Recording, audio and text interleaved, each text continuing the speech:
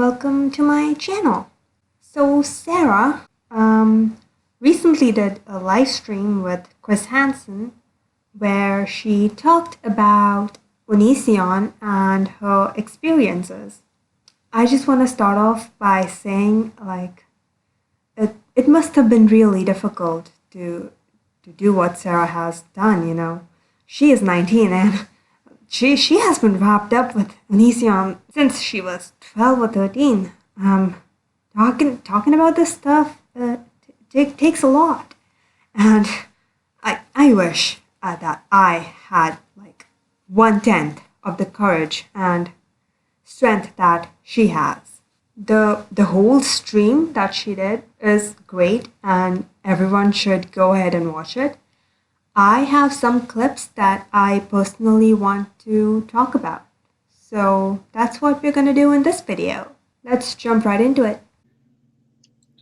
Greg was very, very mean to me in the weirdest way. And then when nobody was looking, he would be kind of nice to me and then be meaner in front of, and it was just, I don't know. So in this first clip, Greg was mean and nice to Sarah at the same time. I don't understand why people who are emotionally abusive do this. I have noticed the same thing in my life. Somebody tell me why. I think that it's because it emotionally confuses the shit out of people. But that's a really weird and odd behavior. The next clip is absolutely amazing. Take a look. Was it almost, is it fair to say, like a cult situation where he's trying to oh my God, yeah. control you, manipulate you? Yeah, no, all the time. If I didn't want to do something that he wanted me to do, he would accuse me of lying or, tell me to be an adult or just basically do whatever he could do to get me to do what he wanted. So Onision would tell Sarah to be an adult when she literally wasn't an adult. Wow, that's just pure manipulation right there. The next clip is a series of clips that are linked, and in the following clips, she talks about how she left Onision and how she came back. So when you hear that description, you might think that, okay, that seems pretty straightforward. Oh no, it's not. It's definitely not. Just take a look. And Billy, Isla, and Kai were all downstairs. Greg came upstairs while I was laying on a beanbag scrolling through my phone, and he goes, that booty dough. And I had brought that comment up like a year later when I was living there again, and he said, he just freaked out. He was like, how could you think that I was, being serious? That was a joke. Like this is just like what was that Kevin Spacey stuff? The Kevin Spacey stuff had just come out, and he was like, this is just like the Kevin Spacey stuff. Like, I'm not going to go down this road. Like, this could ruin me, and kicked me out. And I literally left within a day. So you leave again. What brings you back? For some reason, he just out of the blue, from me not even being able to spend the night or go to their house anymore, it went from, oh, she can come over and stay for a trip, to then, oh, Greg is saying that the plan is for you to move here when you're 18. And so was that your plan to move back there when you were 18? No, I had no idea that he even had this plan. But then Kai texted me saying that Greg just invented this reality plan in his brain. And so I was like, I don't know about this. And Kai, I still have the screenshot, I think, of Kai texting me saying, Greg said that he's willing to talk to you about your concerns if you'd like. And so I was like, okay. So I called him, and he was so mean to me on the phone. At the end of the call, I was going to call Kai back and be like, I don't want to go. Well, when I was on the phone with Kai, I was kind of hinting towards not wanting to, and then I could see just Kai getting sad or disinterested or something like that, and I was like, actually, so I'm gonna come back out, it'll be fine. So I just spur of the moment, I was like, oh, Kai's upset, I'm just gonna do it. So you go back out there. What happens between you and Greg?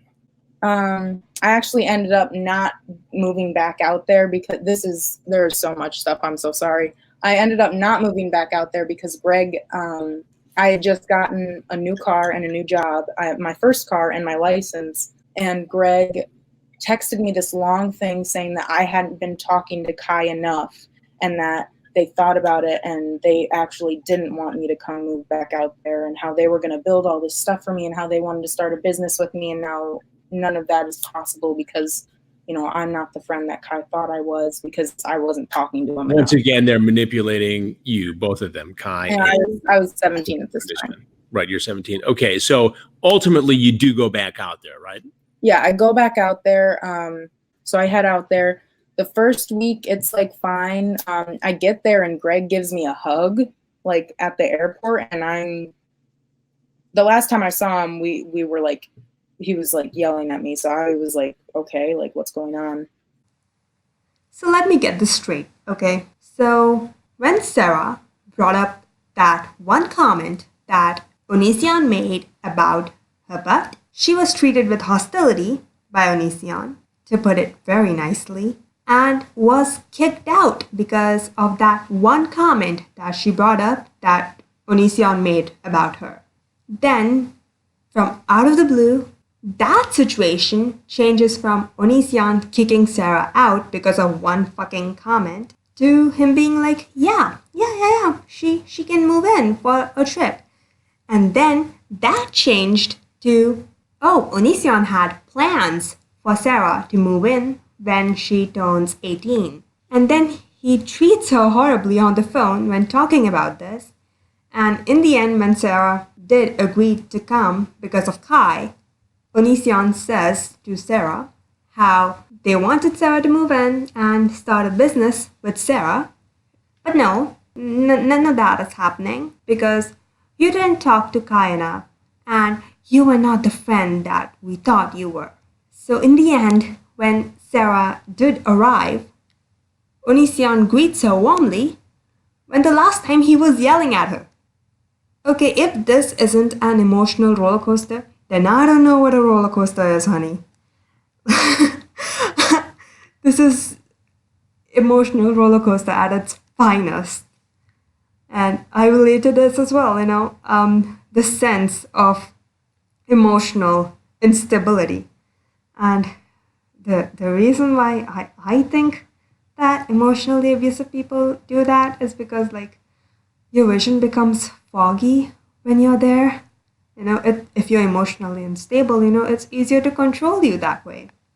So that last clips that I showed you, that were the most interesting part of the live stream, I think. So that's it for today. Like, comment, and subscribe. And yeah, I'll see you guys next time. I hope you have a wonderful day. Bye. Also, I'm in the process of making that Tumblr video about anti-recovery because, I want to talk about how Tumblr has changed. So yeah, that's all.